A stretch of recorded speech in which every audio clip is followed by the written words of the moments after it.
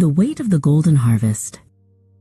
In the heart of the Crinkle-Wood, where the trees were made of thick, thumb-pressed clay and the leaves were discs of emerald green, lived a man named Bram. He was a collector of things, but he never collected friends.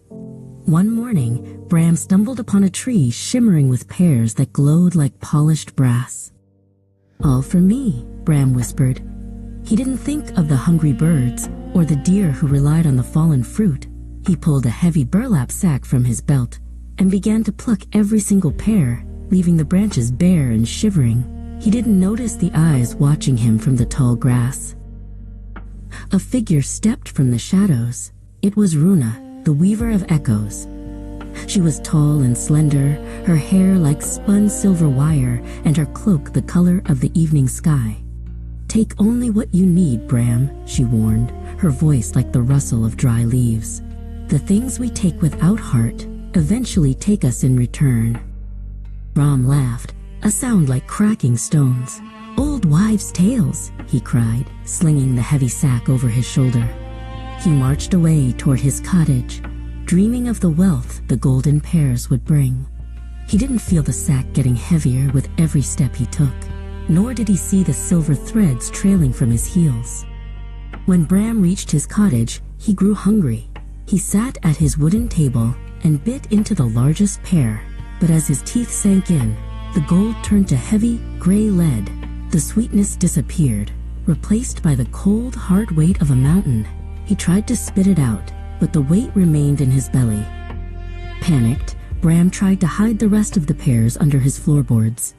But for every fruit he tucked away, a thick silver thread snapped out of the air and wrapped around his wrist. The more he tried to hide his greed, the more he became a puppet of his own handiwork. By sunset, Bram was nearly immobile. He wanted to go to the village to ask for help, but the silver threads pulled tight, anchoring him to the heavy sack of leaden fruit. Every selfish choice he had made was now a physical weight, a curse of his own making that refused to let him move forward. Runa appeared in the doorway, the moonlight catching the silver of her hair. "The harvest is heavy, isn't it?" she asked softly. Bram wept, his tears like small translucent beads of clay. "I cannot move," he groaned. "The weight of what I took is crushing me."